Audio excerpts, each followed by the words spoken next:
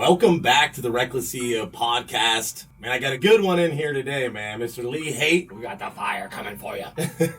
Man, I'm excited for this podcast, brother. You know, it's been a long time coming, right? We've talked about kind of doing it virtual, you know, this and that. I came so down. much better in person. Way better in person. Get you in the studio, get the vibe, get the feel of it. It's cool, man. It's Feeling cool. reckless. It's what it's supposed to make you feel. Yes. It's what's supposed to make you feel. So, Lee, dude, appreciate you coming in town. We'll kind of dive into a little bit of, you know, why you're here and some other things as well. But, you know, I just want to say I appreciate you for coming up. I know that, you know, you're a busy man. You got a lot of shit going on. So, you know, the fact that you were willing to come up and spend 2 days with us, man, means a lot. And I appreciate Bro, all it's that. my honor, dude. You have done an amazing job. There's a movement going on here. I want to be a part of it. And to be honest with you, I just want to swagger jack some of that vibe, bro. It's it. Going on here. The vibe is the tribe. Yeah, man. Yeah, no, I mean, it's exciting. You know, I think that was one of the biggest reasons of wanting to get you up here is obviously connect with a couple other people, but help you kind of see what we're doing here, right? Because I think that it's a little different than your standard roofer vibe. Fuck yeah, dude. Right? Like you're not a standard roofer, bro. No. But we're raising the status for blue collar, huh? Yeah, man. And we got a big event. You got a big event coming up here in September. Man. And that's September 1st through 3rd, Blue Collar American Dream Conference. Dave Meltzer, Brad Lee, Wes Watson, you, me, whole bunch of other people. Nick Santasanos, Gilbert Burns running the seminar. Dude, it's gonna be awesome. Dude, you got. I was one thing I was telling somebody yesterday. I'm like, your ability to pull people together, right? You have there's a skill set in putting together a lineup like that. Yeah. Right? I mean, there's a lot of masterminds, man. It's called cut the fucking check. Hey, man, money pays, dude. Look, whenever I was going to college, I used to think a fraternity was stupid, that people were paying for friends to be a part of like rituals. And then, like I made a bunch of jokes and made fun of people in fraternities and dropped out of college.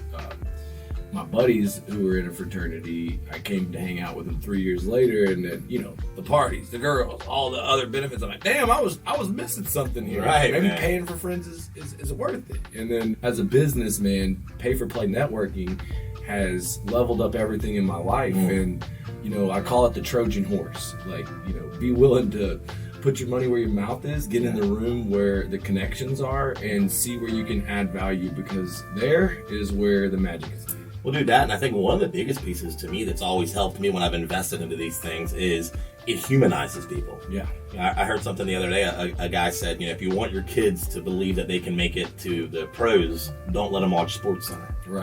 Right? Because they make these guys feel like it's just a level that you can't be at. It's just the commodity of it, right? And so when you see these people through social medias and, their presence and their following and all of these things, it is intimidating, right? You're like, oh man, I'm never going to get there. How do they do it? But then you get in the room with these people and you have conversations with them. And you're like, fuck, they ain't no different than me. Hell yeah, dude. Right? They got a little extra sauce and that's it. And that's what I love about the world of social media and digital, whether it's a podcast, a YouTube, Facebook, whenever you're able to bring the digital to the real life. And, we met a pre-med student at your event. He was a good kid coming into the business.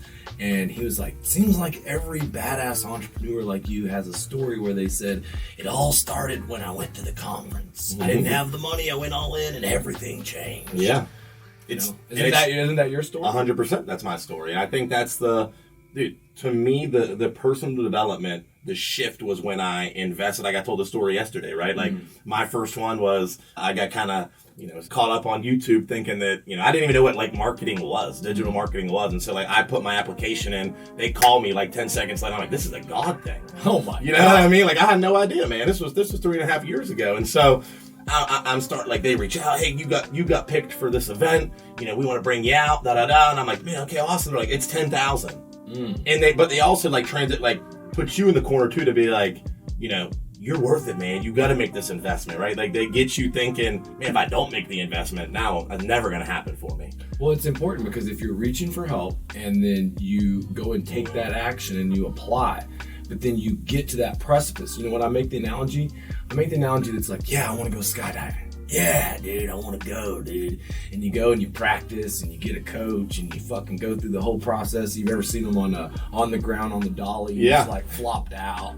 You got it packed up. You go up in the fucking airplane. You're fucking nervous. You're like, man, I don't know if I want to do this. And you get to the fucking top, man. You're at 6,000 altitude. The door opens. You're like, fuck, I'm about to piss my pants. I don't know if I want to do this. Dude's strapped to your back and get to the door. And then most of the time, what do you think most people do that are trying to apply for coaching once they get to that door? Stop. They fucking put their hands up. Yeah. They lock it up. They say, fuck, I need to think about it. I need to talk to somebody. I don't want to make a decision like this. Fuck. Oh my God, I don't want to jump out of a fucking perfectly good airplane. I don't care if there's... It's more comfortable here. Yeah. Right? And that's the thing, is like you're so scared to step into that uncomfortable zone. Yeah, and so, you know, what happens to the person who does that whole, like, charade and doesn't jump? What do you think they feel like when they get back to the ground? Dude, they hate themselves. Now you just tear yourself up. It's fucked up. Yep. You caused yourself torture. Yeah. And your actions don't align with your beliefs. And a lot of times when I talk with people, I deal with like burnout, where they're like, they don't feel like they're loving their job. And a lot of times with contractors, blue collars, you know, they get trapped in their job as an employee, whether it's they're selling the job, doing the estimates, doing the project management, being the production manager. They become a slave to it. And what happens is like their purpose, it's not aligning with their actions. They want to build this big business, be an impactful community, but they're not doing the thing. So they find themselves trapped. They're repeating the same thing, expecting different results, and then they fucking get desperate. Yeah. You know, and well, I think that's one of the, I would say for us at where we're at in Columbus Roofing Company, that, you know, as the leader, you're always the ceiling, right? No matter what. And so for me, that was one thing coming into this industry, was like, I don't really know anything about roofing, which was a good thing because it forced me to delegate. Hey, let's go back. Rewind this. So you got some deep blue collar roots. Before you get into roofing, before you make this $10,000 investment, yeah, dude, how hard is it to make $10,000 in a coal mine? Wow. How did you decide to go to the coal mine? Yeah, like, so what thought process led you to a fucking deep dark hole? Yeah, no shit, right? It wasn't just. I want to fucking hear this shit. Yeah, and so after, you know, quickly after high school, I moved to Boston, Massachusetts. I lived up there for 3 years playing junior hockey. Okay. Did that for 3 years. I saw that Instagram reel. So your hockey career was like you were on the way to the NHL? Well, I mean, I wouldn't say I would like to think that, right? But I mean, I did have some college offers to go on and play at school, and my last year I had multiple offers on the table. I got hurt, and they pulled my scholarships. And I mean, that was kind of the start, right? That was like this spiral, because it was like, I'm from Wheeling. I was this guy that finally got there. It was 2 or 2.5 years of grinding, right? And finally, my last year, I got a coach that recognized me, a coach that believed in me, the first person that saw more in me than I saw for myself, right? And I'm like, finally, dude, everything's aligned. And then boom, hurt 8 weeks in. The whole year was done for me. And then your identity changes. Everything changed. That's all I knew, right? To me, it was like, I'm going to be this guy. This is where I'm going, all these things. And so when that happened, it was just like kind of this spiral starts, right? Depression. And, I would definitely say depression. Yeah. And being able to get away from my hometown was a great thing, because I was exposed to more, right? And all this stuff and what opportunities are out there. And so when it ended, now I come home. I'm like, man, like I was cool. Like I was kind of a hot shot for 3 years. In high school, you were the man. Right, yeah. What the fuck happened to you, right? And so now I come home and it's humbling, right? I'm like, man, here's what I thought I was going to be, and everyone, you know, kind of believed it, right? And then it didn't happen, where I'm like, fuck, man, now what do I do? And my dad's like, you got to get a fucking job, bro, right? If you ain't going to school, like, you got to figure it out, get working. And it was just like, man, I'm back living in my parents' basement, and at that point in Wheeling, West Virginia, man, there's not a lot of opportunities, right? No college, like there's nothing for me. I'm like, what do I do? My only skill set was hockey, and the coal mines were $15 an hour. And my dad had a friend that, you know, was in the mines, and they got me on as a, you know, one of the subcontractors. And man, your first day in a mine, walk me through what you're fucking thinking, because I don't know what it looks like when you go in that motherfucker. But tell me what it looks like. Yeah, and so really, man, you walk it. So you know, it's just like a big like building, right? And then the mine shaft is inside the building. And so when you walk into the building, everything's built around the mine shaft. And so you've got locker rooms in there and all this shit, right? So you walk in, I mean, hundreds of guys just blackface, right? Because they're coming up out of the mines, all this. Because everything's shift work. It's mad schedule. So it's midnight, afternoon, day shift. Then you swap them again. And then the weekends we do a 16-hour shift. And so I walk in, I'm seeing all this. But for me, I've always been just, you know, gritty. I figure it out. I'm gritty. You know what I mean? Like I come from that. That's just how we are. So I was like, oh man, it is what it is. I can do it, man. And I remember, man, getting in there, and we're heading down the shaft, and you get into a little cart that takes you down to your you know, the hole that you're gonna get, like the door that'll take you into the mine shaft. I'm just thinking about the Disney mine train, bro. Right? crazy, man. Thing. And we're sitting in this thing, and it's like click, click, click, click, click, click, click, click, click, click. You know what I mean? It's like you're going up the roller coaster. Claustrophobic? A little bit, because your ceilings, the top's no higher than this, right? Like that's where you're at. Everything is like this, pitch black. I mean, dude, you had to shit in a bucket if you wanted to use the bathroom down there. Yeah, and I mean, you had to take a lunch pail, and it was just ham sandwiches and shit. That's what we had. No cell phone coverage. No cell phone coverage, dude. Nothing, man. And dude, and so we were in the oldest parts of the mine, because they would hire the subcontractor. Like we were the scabs and shit. They fucking dude. They'd be spray painting our shit and stuff all the time, because we were essentially taking union jobs by us going in there and doing this stuff, right? And so, we built steel sets, and what steel sets is they take you into the oldest parts of the mine, because there's so many roof falls, like the roofs are collapsing, that it's damaging the belts. And so when the belts gets damaged, it stops manufacture and production, so it shuts the mine down, right? And so like they would send us into the most dangerous. They would send us in, and we would go in there with jackhammers and shovels. And because after a while the coal dust just builds up, and all of a sudden your belt's here. Do you have any pictures from those days? No, man. Fuck, dog. Yeah, do you know nothing. how much that would fucking help you on social media? Yeah, I got none of it, man. And so over time the coal dust just builds up, and now the belt's hitting it and things like that, and the roofs are sinking down. So we would go in, we would essentially shovel out the sides of the belt to be able to bring and knock the cribbing out. And cribbing is like block that like stacks up to hold the roof up. Jesus. So we would go in, like pull a piece and see if the roof's gonna fall. We'd like go into the, get outside of the belt line so that we could, like, if it collapsed, it wasn't collapsing on us. We could get like in a safe zone almost. You'd hear it fall down. We would go back into the mine to like check it to make sure it was good. Start picking up all these boulders and shit that fell from the roof piling on the belt, and then we would go in, and our job was to build steel sets over top of the belts. Did you ever see anyone get hurt in that process? Oh yeah, man. That was kind of what made me quit, man. That was the one thing where I'm like, this isn't it, dude. What happened? So what we'd have to do is we'd build these steel sets over the belt to protect it from the roof cave-ins. Mm-hmm. And these are like, I mean, it's corrugated metal and steel, and you're to build these things, right? And the top is like, there's nothing worse than like you just smack your head off bolts and shit because you're crouched down the whole time. And I was in there working with the guys in Wheeling, West Virginia, man. The opiate, epidemic is crazy, right? Everyone, a lot of people, not everyone, a lot of people though. Yeah.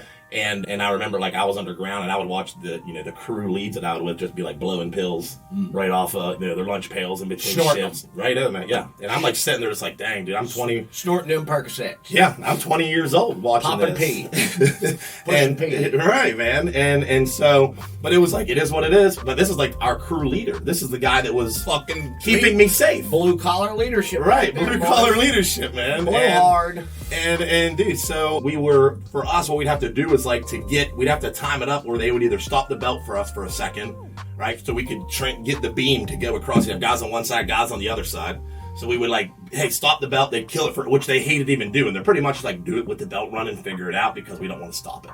God damn. Right? And so we would have 2 or 3 guys on one side of the steel beam to like leverage it over. Another guy would be on the other side and try to like catch it across so that you could keep the belt running. Dude, and these belts they're zooming, bro. And so if you drop something on that, bro, it's done, right? And so we were trying to do it, and it was a dude that was all, yanked out of his mind. And he was like, no, we're just going to do it with the belt running. We're cool.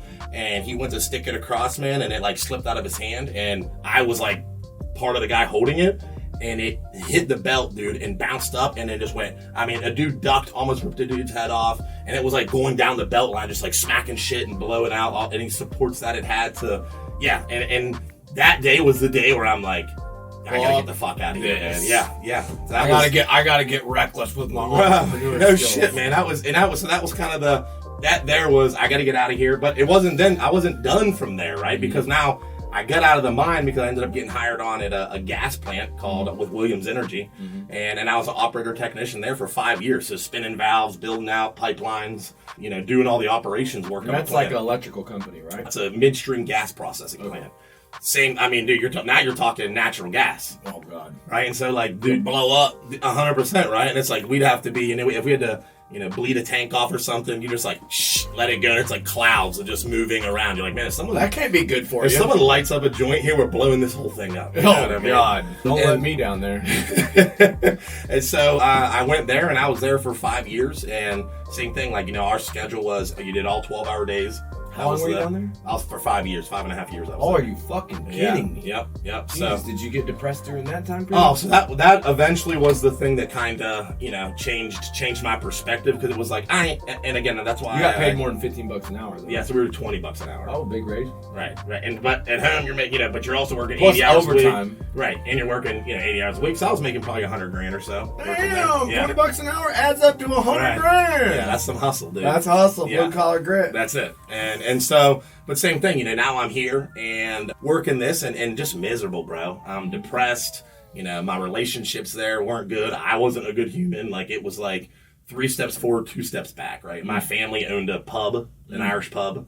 And so, like, I was there all the time. And you know what I mean? Like, dude, I was just, all the things that I said I didn't want to be, I was being. You know what I mean? And I'm like, man, I gotta get out of here. You think that had to do with hanging around your hometown? I mean, I think, well, when you're more exposed to it, yeah, right? Because here it's like I don't run in circles where I see those kind of things as much, right? And so that part of it is that, and there's like not much to do, right? And so like people aren't kind of, the self-development mindset, the people that we were around, like I didn't have a lot of that there, But don't you think that they condition us for that? Don't you think that they want people in West Virginia to go to the coal mines? 100%, yeah. That they don't want them to think like entrepreneurs? I think that it's easier to keep people stuck.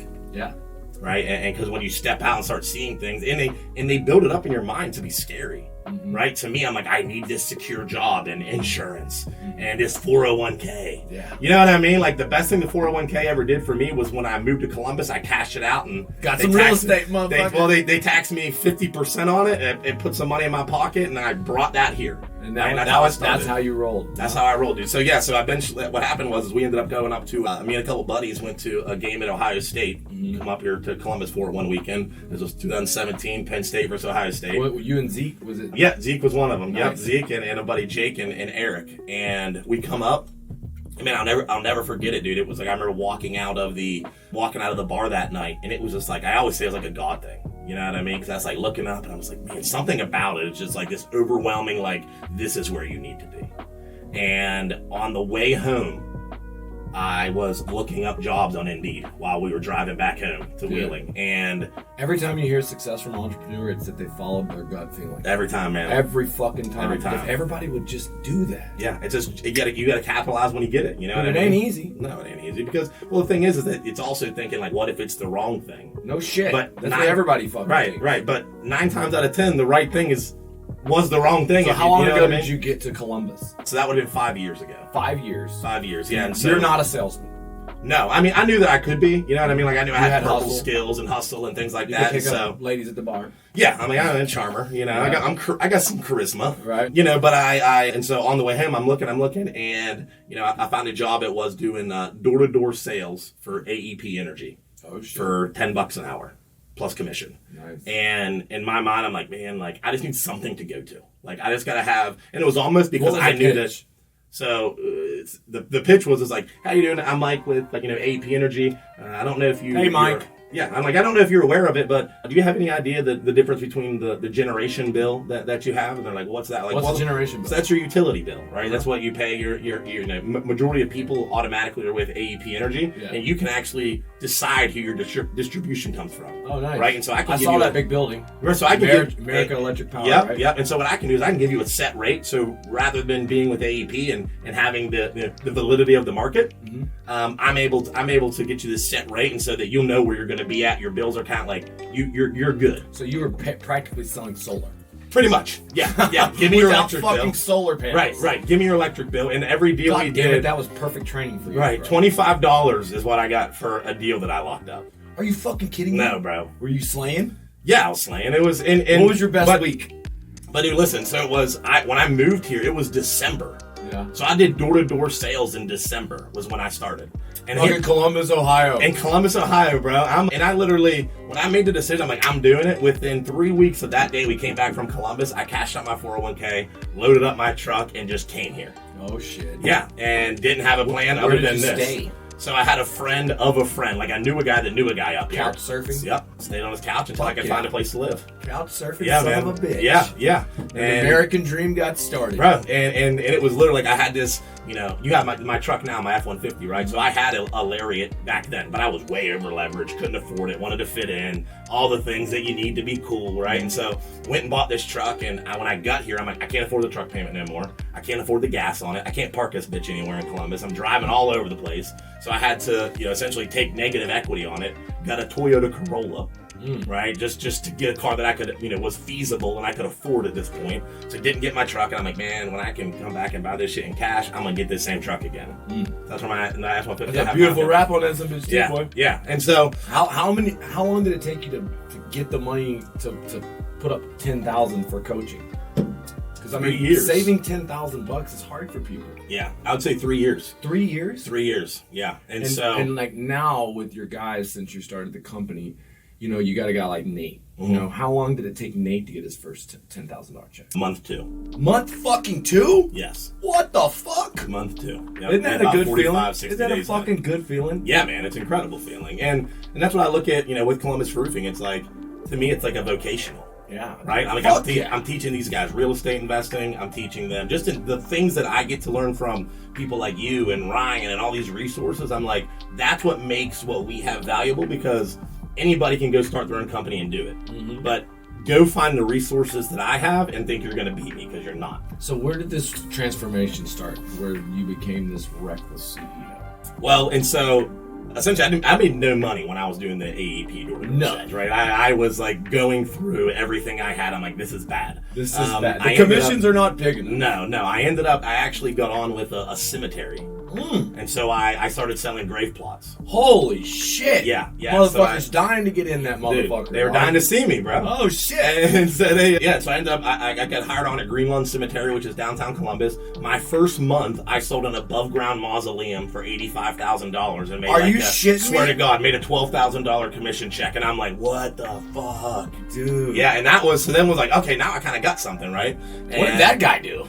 Well, the guy that he owned a chain of dental offices. So he's inspiring you in his death. Bro, listen to this shit. So he and this is where, to me, I like try to tell our guys, like, dude, pay attention. Like you know when opportunity comes. You even learning from dead people. You're fucking you're trying to learn some shit. I learned empathy. I learned sympathy. I learned communication. I learned to be able to, you know, change my tone. I had to talk to elderly people. I had to slow down. I had to connect with them. Hardest moments. I had to liaison them through these you know, these things that it's the worst. How often do people buy that before they die? I mean, dude, I was selling a couple $100,000 a month. In cemetery plots. Yeah. Oh my God. Yeah, so great. I mean, you're average. So you came up on that. Yeah, that was my thing, right? That was your come up. Yeah, and so I actually ended up within about 8 weeks of being there, they promoted me to managing, and then I had 4 other locations across Ohio. God dang, dude. Yeah, plots on plots. Yeah, and so I had 3 up in like Dayton area up there. Then I had 2 down here in Columbus, and I did that, but it was like, this isn't it.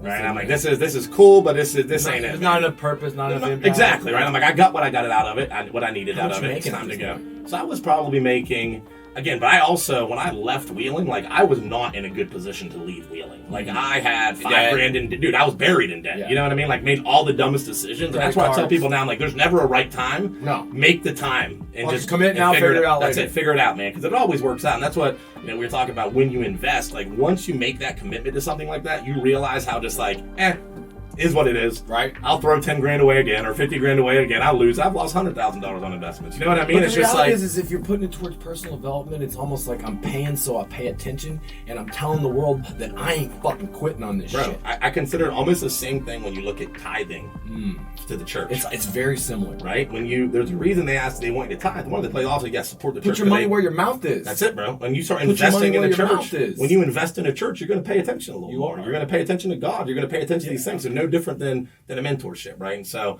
but yeah, so I did that. Ended up getting to the point. I'm like, man, this sucks. This ain't it. You know, what's the next thing? I had a friend that brought up to me. He said, man, have you ever heard of wholesaling real estate? And I'm like, no, what's that? And he's like, well, you know, you can essentially make money with no money. Here's how you do it. It's super easy and all this shit. He was really trying to get me to work for him.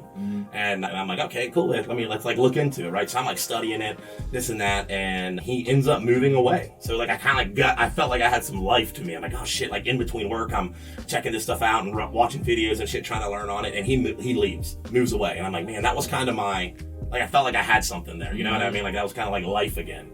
And that's where I'm like, dude, fucking, like, I gotta figure this shit out. And I just started like YouTubing, wholesaling real estate mentorships. Your first deal, you got it, but then you didn't get it? So I ended up, like I said, the whole thing where I flew out to Arizona, went through that, invested in the course. I had $5,000 saved up, $5,000 on credit cards, maxed it out, back to zero again, debt back up again, right? So like everything I just fixed, I was right back in the hole on it. Flew out there, and it was everything I needed to, like, it wasn't, hey man, here's how you do it, come back, you're gonna be successful. But it got the motion going. Like, investing in that was the first time. Once I came back, I'm like, man, I gotta read books. I gotta get into real estate. I gotta listen to podcasts. I didn't do any of that up to this point. And you also started hanging around these people. Hanging around the people, right? And so it's like, okay, so I'm still working my job, but doing this real estate thing on the side, trying to figure it out, lunch breaks, going and showing houses, talking to people, networking, Facebook, building group, like you can see the crowd that came yesterday. Like, that's the shit that I've been doing for 5 years now, just kind of building it and cultivating these relationships. And I ended up getting a deal in contract. And I'm like, this is it. This is a good deal. I knew that it was. But just like these real estate communities, everyone got money until they got to buy a house, right? That's how it is. And everyone wants the best deal. And they're going to tell you that you don't know the numbers on it and this and that. And so I'm shopping it out to all these guys like, nah, man, I need you to be here on it. I need you to be here. I'm like, well, I can't do that. Like, I'm not making no money on this. I know what this thing's worth. I'm not going to take anything less than that. And so at that point, I had built a great relationship with the homeowner. And I'm like, man, like, I can't back out of this deal, bro. I got to figure it out. I'm a man of my word. Like, I told him I'm buying this deal in 21 days. I got to close this bitch. You know what I mean? And so all the buyers that I had backed out on me. And at that point, I just start calling friends and family. And I ended up getting, about $80,000 together between people that I knew lending me $20,000 here, $20,000 there. I mean, I didn't make $1 off this deal when it was done because I gave equity up. I just wanted the deal. I'm like, if I can just get it and figure it out, I'll do it. I found a contractor that was willing to partner with me.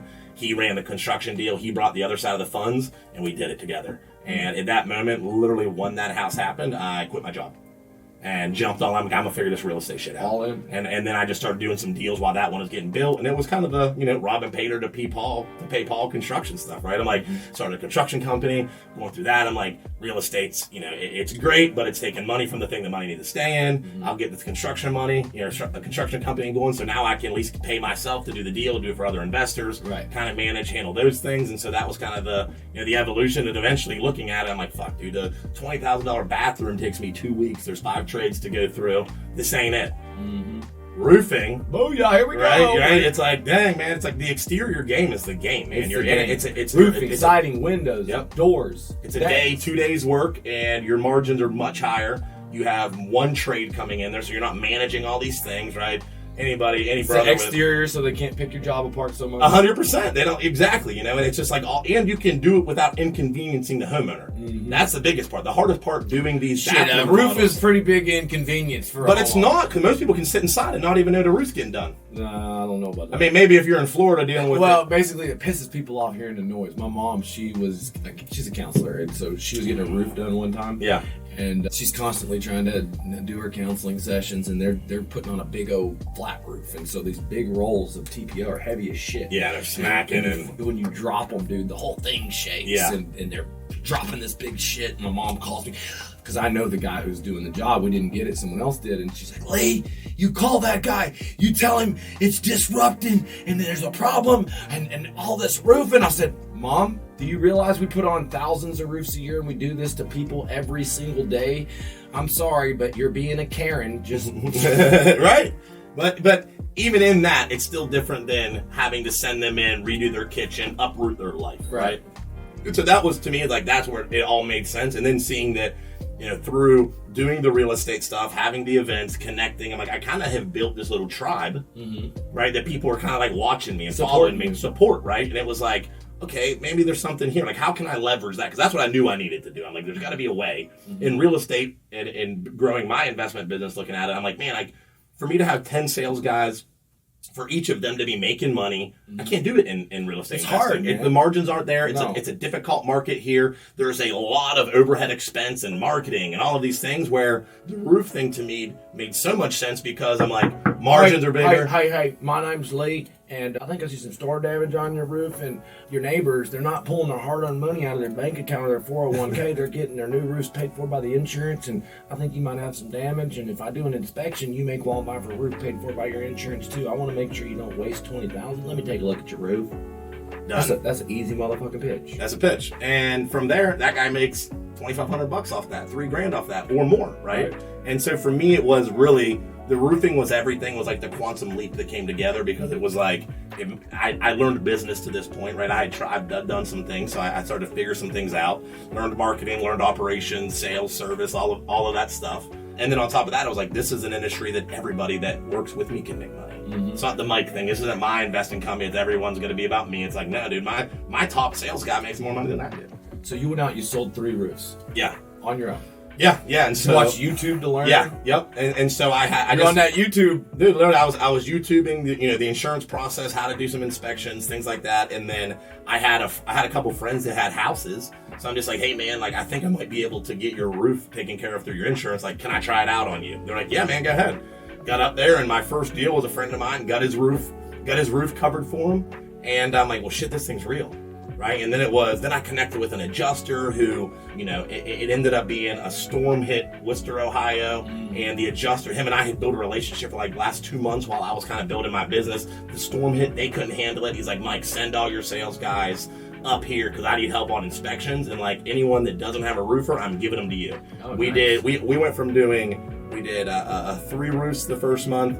In May, I think we did like $60,000. I sent the guys up there like the 21st or 25th of May. In June, we did $490. In July, we did $500. So we went from nothing to $1.2 million in volume within like 65 days. Oh shit! Talk about breaking a fucking business, and it's an hour away. And basically, you just sign up for a mastermind at the end of May. Yeah, and I give you my complete roadmap, and a lot of times people are like, oh my god, this is so much information, I'm drinking water from a fire hose, I need time to do this, I've got so much work to do, now's not the right time. Somehow you have enough time in this busy fucking moment to also always show up to coaching, be a good student. And how do you balance when you're fucking busy as hell also learning?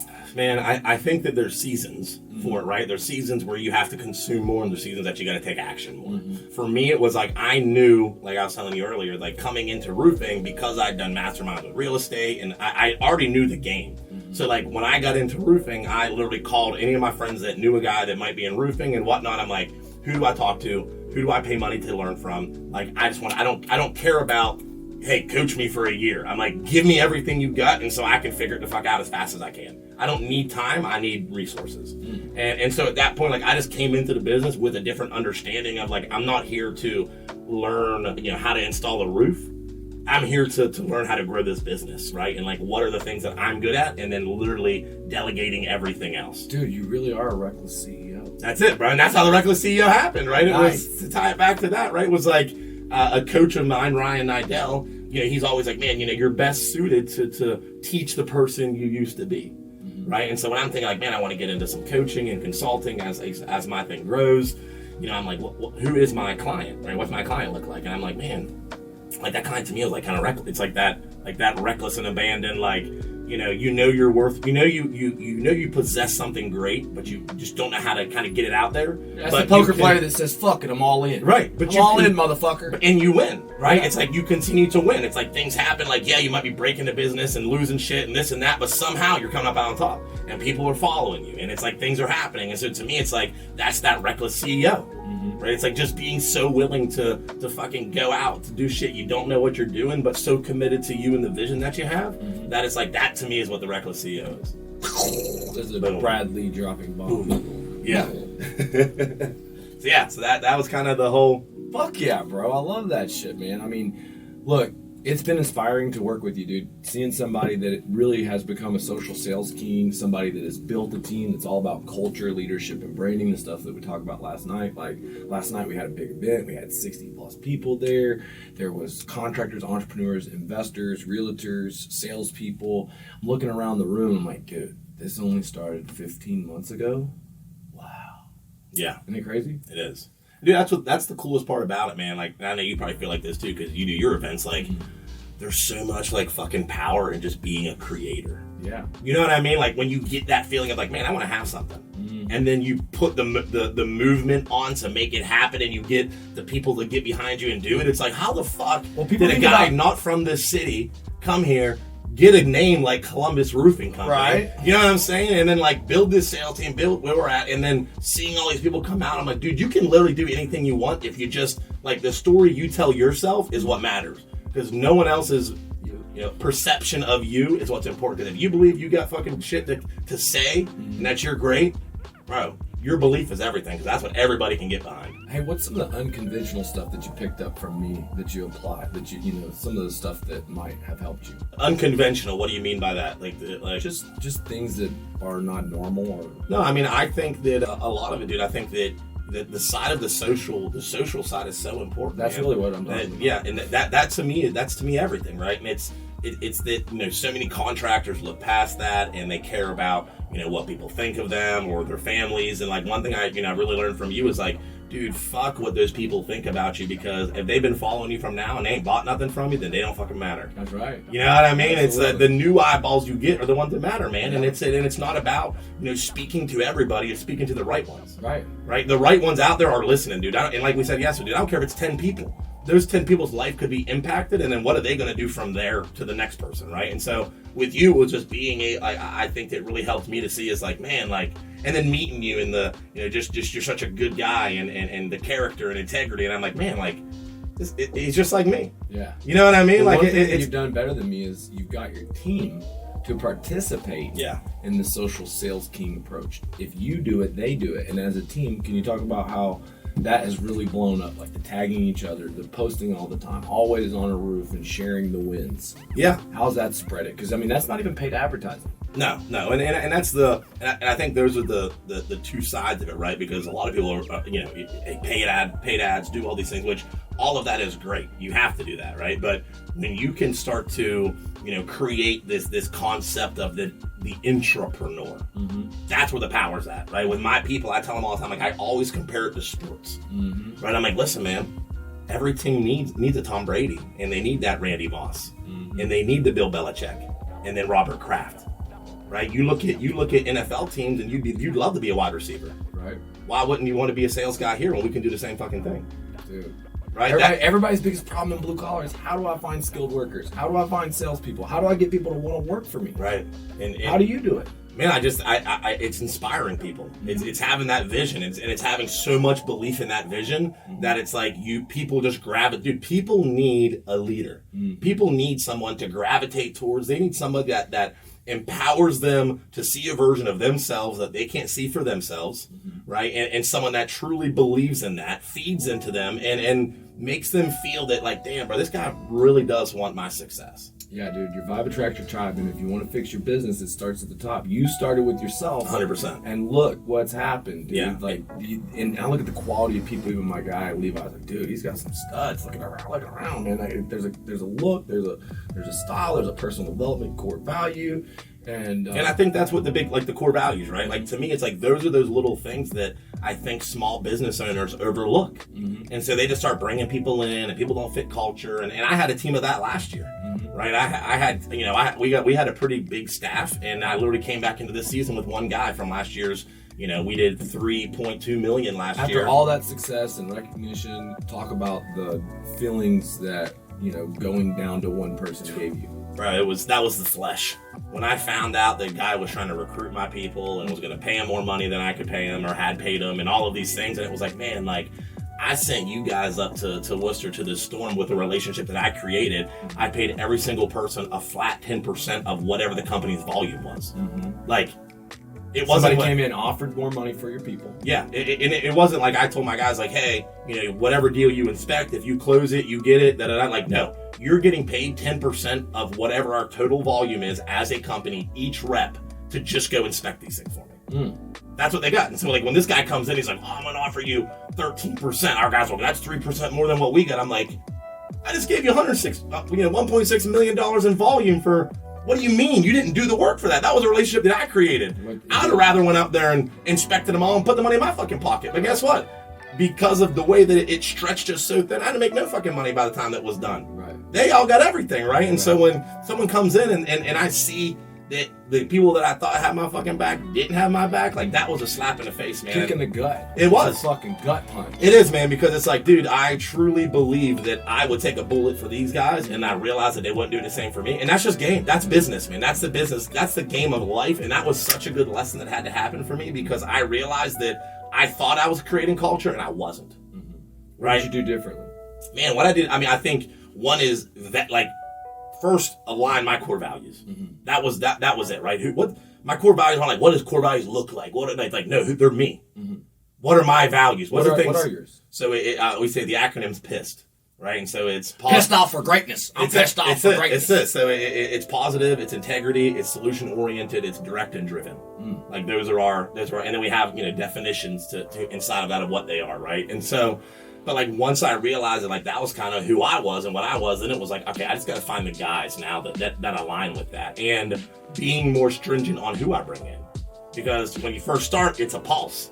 I need bodies, I need people, I need. And so you just start bringing all these people in, and it's more quantity than it is quality, and you realize that like that's not going to get you far, right? Because you're spending time, energy, resources on people that don't deserve it. Right, and it's not saying that they don't deserve, but they don't, right? It's like unless they're giving it back and actually willing to, reciprocate and be open to it, then you're just wasting your time trying to pull people along all the time. And so for me, like realizing the things that as a leader I had to stick to the things that I said were important, right? If someone didn't fit the culture, I was really good at being like, oh yeah, well, but they'll get it. You know what I mean? Like they'll show you day one that they're not the right person, and you wait till day 31 to fire them. That's what breaks your team apart. Yeah. Because everyone around there's looking at you as this leader, saying, "Man, here's the core values. You're this. You're that." That don't mean shit. This motherfucker don't mean shit. And that's where so many businesses I think go wrong. It's like they're scared of. Oh man, I need the person. We tell ourselves we need these people rather than realizing that you are the people. That's a fucking another bomb. Right? Once you realize that and you build that energy and bring that into something, now it becomes contagious. Right? And like when you look at our team of guys, dude, these are guys that they not everyone came from great homes, not everything came this is a family to us, right? Like we literally love each other. We have each other's back. What I love is that eventually you got your boy who came here with you, Zeke. He's watching this shit. Yeah. And he's back in West Virginia. Yeah, so him and I had opened up a gym together back in Wheeling before, like 2 years prior to me leaving. And so I helped him with that, and I didn't even take like partnership in it. He was like, man, like I want you to be, 50-50 with me. And I knew that I was leaving. Like I knew in my head I needed to get out of here. 2 years before I left, I'm like, I can't commit to that because I don't know. But what I did was, I had a pretty decent job, so I invested in the gym and, put equipment in there for him and helped him do everything. And it was him and I painting the floors and, going and getting the coal mine belts was our floor mats. Oh shit! Yeah, man, we actually got it dropped in F-150, and we get it to the gym. We're like, how the fuck we get this thing out of here? And so him and I sat there, dude. This thing was, it weighed a ton, bro. It was just a coal mine belt like rolled up, and they just like dropped it in the truck with a forklift. Oh shit! And we get it there. No forklift to get it out. No forklift to get it out. We're like, man, what the fuck are we gonna do, dude? Him and I went up to the store and got razor blades. Started cutting it up. Yeah, he sat on one side of it. I sat on the other side for 6 hours straight. Him and I razor bladed sheet by sheet to be able to cut this belt in half so that we could get it out of my truck.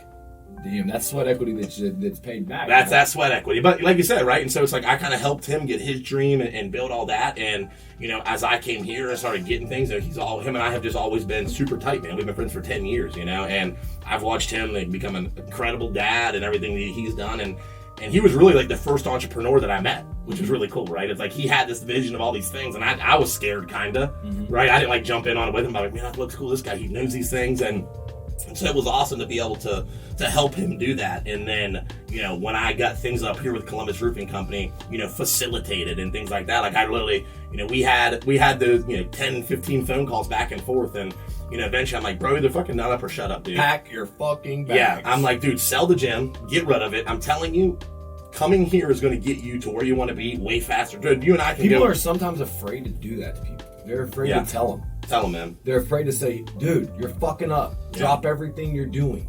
Well, I think that's one of the most valuable things I can say in my life has been putting myself around people or putting myself into a situation that has forced accountability. Mm-hmm. Like when you're doing these coaching calls and I'm talking about recruiting all the time and I'm fucking constantly drilling this, like shoulder tapping, events, and fucking you hearing this, you're showing up calls every single week. This is in the back of your head, right? You gotta do it. You gotta do it, man. You're paying for it. You're paying for it, right? $60,000. Yeah. I mean, if you pay for it, you better pay attention. 100%. And that's where it's like, when I first did my first outside the investing thing, I got in with Ryan, right? And when I connected with him, it was like I found him on Facebook, and I'm like, this guy's like doing psychedelics and talking about business, and he's swole. I'm like, that's the kind of fun guy I want to be around. Right? Cool shit, you know what I mean? And so I remember, and I reached out to him. I blew him up on Instagram, on Facebook, and at this point, like, I had done some real estate stuff, but I had failed. It wasn't like really growing, right? I'm like barely getting by. And I, see this guy, and, I messaged him a bunch of times, not getting back to me. Finally, he responded to an Instagram message of mine. And like, to me, I'm like, the squeaky wheel always gets oil, bro. You stay on it. And eventually he was like, yeah, man, like, what can I do for you, dude? Like, who the fuck are you? Right. And I'm like, hey man, like, I know you don't know me. I said, like, I came across your stuff and I've been following you for a while. And like, I just want to know if you have, like, do you mentor people? Do you coach people? Like, something's just bringing me towards you, man. Proximity is power. That's it. And he's like, well, man, like, we jump on a phone call. And he's like, yeah, man, like, I only work with people that have businesses. Like, you don't have a business. You can call this a business, but you ain't making no fucking money, bro.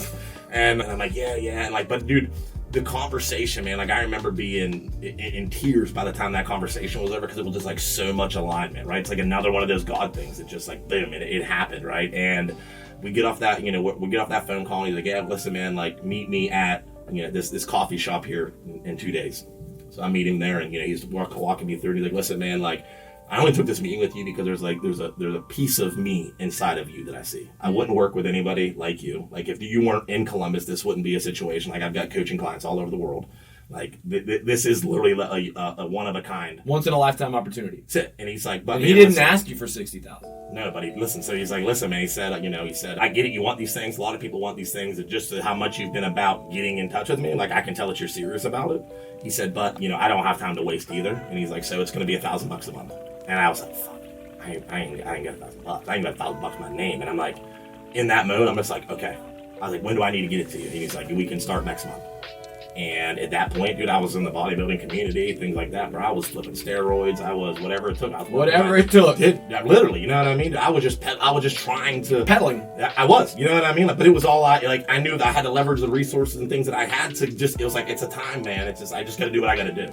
And I committed to it, and I mean, I pay him $1,000 a month from 3.5 years ago, still to this day. Thank you, because that guy dropped some fucking knowledge on me, right, dude. Man. Holy but that's shit. That investment, right? It's like, man, bro. it's like I come here and I'm thinking all the value is in what we're going to be doing together, and I'm not even really like thinking. I'm thinking, looking forward to the meeting with Brian, but I'm not thinking that it's going to be as impactful. Yeah. And he maps out this fucking plan to $1 billion, and he shows me exactly how he would execute it if he was sitting in my shoes, and I'm like, fuck. Yeah. 2-hour meeting. We were supposed to be out knocking doors, but I'm just like, dude, we can't go nowhere. No. And that was where, to me, man, I think that, just like the alignment that you and I have had, right? And like, I know that you pour into so many people and you give yourself to so many people, man. Like, that's one of the, the coolest things that I've seen with you. Even when I'm down there in Florida with you, right? Like, all of your employees, just like, they have nothing but good things to say about you. Man, like, I've known Lee for 10 years, and like, he's brought me to where I'm at. Like, this is the thing, like, that's the part of me that I love about me, right? Like, that's what I do as well. And so, like, seeing that in you, and then the conversations we talked about a little bit around, this potential sell and all of this stuff. And I'm like, man, like, how can I bring that? How can I give back to you a little bit, right? And so it was nothing of, obviously, I wanted you to come up in here and meet our guys, and I thought that was going to be extremely valuable. But it was like, I knew it was going to be really valuable for me. Yes, 100%. So I knew that, like, in the back of my mind, it was me being able to kind of put you on a little bit more than it was about me getting in front of my guys. I'm like, this is a good opportunity for you to connect with somebody, and it's a lot different than a phone call. Well, like, you got to see. I was doing a little meditation this morning, and you were telling me that Ryan, he's doing this deal now, but essentially he's on to the next thing, and whatever we do, I want him involved. Yeah. The reality is like, however much involvement we can get him in the master plan, dude, whether it's on the board, whether it's a partner, I don't give a fuck. Right. It's all going to the same place. That dude is a fucking stud, and I gotta have him on my team. Right. Straight up. 100%. I'll do whatever it takes. Right. And I think that's the beauty in all of it, right? And like that's where it's like you know, I never shy away from sharing resources with the right people. Right. Right? Because we know that it's like for you to win, I'm winning, he's winning. We're all winning, right? This ain't this thing of like, man, we just want to do it for me. It's like, nah, bro, we're going to do it for you. Let me share some resources for everyone watching this or listening to this. Look, if you're listening to this podcast, all right, and you want to come to Florida to the Blue Collar American Dream Conference, look, I'm going to award Mike 20 free tickets. Literally, 20 free tickets for listeners that listen to this podcast because I want to see a transformation happen. And last year, I had Dustin Poirier offer a scholarship for tickets. And this guy came in, he was a fighter, and he brought his buddy, and that's Daniel Clotos. And so their company's blossomed and grown, all because we gave this one free ticket. And so if anybody's listening to this, it's not about the money for me. It's just about these transformational stories that we've heard today, and you could be next. Whether it's in contracting, windows, roofing, siding, solar, it doesn't matter. Or maybe you're just trying to come in and be around a different vibe so you can attract your own tribe. Dude, I want you to take action. I want you to be the guy that a year or two from now is telling the same story Mike's telling right here, right now. So reach out to Mike. How can they get a hold of you? Yeah, best ways to reach out to me is obviously through social media, right? At The Reckless CEO on every handle. Hit him up on DM. Say, where are my fucking tickets? Give me your ticket, man. Dude, that's incredible, right? Yeah. And those are those things, people, that you got to take advantage of, right? And one of the things I love about the Blue Collar American Dream Conference, dude, it ain't fucking roofing, right? So many people see what you and me and this, and they're, dude, it has nothing to do with fucking roofs. No, it's business, man. You're connecting with people. You're seeing things. Look at your story, dude. It started in a coal mine, and fucking door to door, and then you're selling plots. And next thing you know, you're flipping real estate. And next thing you know, you're talking to a dude that, you know, at the time might not be worth $250 million, but worth $250 million now. Yeah. We hook up. Next thing you know, you got an 8-figure business. 15 fucking months. And dude, it's incredible to be a part of it, man. I'm honored and really appreciate the hospitality. Dude, I appreciate you interviewing me. Hey, dude. That don't ever happen. I'm all excited to get everyone. This is a fire fucking podcast. This you know what I was thinking? Podcast. I was thinking that, you know, I'll just put this up on my shit too. Yeah, this is a good one, bro. We'll send it over. And we got a dope little studio, a little setup here, so it's cool. So if y'all are watching this on my YouTube, dude, you need to fucking find him on the podcast because look, this story right here, this is a story that really the reason why I do it. This is what it's all about. And you know, this is what motivates me more than anything else. Yeah, not the money. I love that, bro. You know, as we wrap up, man, what is obviously for my listeners as well, best way to find Lee, man? Best way to find me, Lee_Haight on Instagram, YouTube's got a ton of good content, Lee Haight. Come to the conference, obviously, but you know, dude, I started as a guy that dropped out of college. I worked at a car wash in my hometown. I was really talented and had a lot of potential, but here I am scrubbing tires, and you know, dude, I'm like, what the fuck are you doing? And that's where I started really taking my life serious. I straightened up and found my voice in Alcoholics Anonymous, telling my story for the first time. I realized, okay, I can do this public speaking thing. And you know, it was probably from ages 18 to 25 that I was a little bit of I was out there. I got it together when I met my wife. This first year I did 8 figures. And 7 years ago, I hired Grant Cardone. After my uncle tragically passed away, he was a very successful businessman due to suicide. I wanted to carry the torch. And so I sold Grant Cardone a roof to build the brand. And I ended up buying millions of dollars worth of coaching. Like literally just like his story. I was desperate. I paid for coaching. And I needed to become a social sales king. I needed to learn how to advertise for profit. I needed to become that leader, and I needed to figure out how to build that Avengers team. And it all fell in place. It was a God thing, and it wasn't without courage, massive action, going through adversity. But now I got a $100 million roofing company. We're creating a $1 billion entity. We are creating, like, Mike's results is just one of about $400 million in results that we've helped generate for contractors. And to me, like, I never started this journey with that in mind. But now, you know, the idea of 100 blue collar multimillionaires that guys, like, dude, private equity and Wall Street are all in on our business because it's recession proof, it's cash flow, we're essential, and the fucking banks didn't used to appreciate blue collar, but now they're throwing fucking money at us. Now they need us. It's billions of dollars in opportunity, and I just, like, for me, like, raising the status for people like us, you know, I never thought that, you know, I would be sort of like a Wall Street guy. Yeah. But doing mergers and acquisitions now, I'm no longer a roofer. I'm a blue collar millionaire maker. Yeah. And it all started when I gave myself the title before I was one. The reckless CEO, right? I said I'm a blue collar millionaire maker. Man. You gotta crown yourself, dude. That's that story. You gotta fucking say it, dog. No, I did, and you're doing all those things, man. Like I said, guys, anyone listening to this, you know, make sure you get out to me if you want to get a ticket to the event. It's going to be my first big speaking event too. September 1st through 3rd. About that. Hell yeah, this guy's speaking. Wes Watson, Dave Meltzer, Bradley, Nick Santasanos, Gilbert Burns running a seminar for Danny Fleshman's going to be there, right? Dan Fleshman. Huge, yeah. Eric Spofford confirmed. Yeah. Eric speaking. So got a big fucking scale and exit team, guys. Ryan. Yeah. Ryan even is hopefully going to get there. Yeah. Well, you know. We'll have to follow up. We'll be on them. But no, definitely. I mean, anyone that's interested, reach out to me. We'll get you set up with it. Lee, I fucking appreciate you, dude. I'm grateful for the friendship, the relationship that we've built, and I'm grateful. Looking forward to where this thing's gonna go, man. I think that there's a lot of cool stuff ahead of us, man. Fuck yeah, guys. Well, I appreciate y'all. We'll see y'all next time. Reckless CEO and Lee Haight, we out.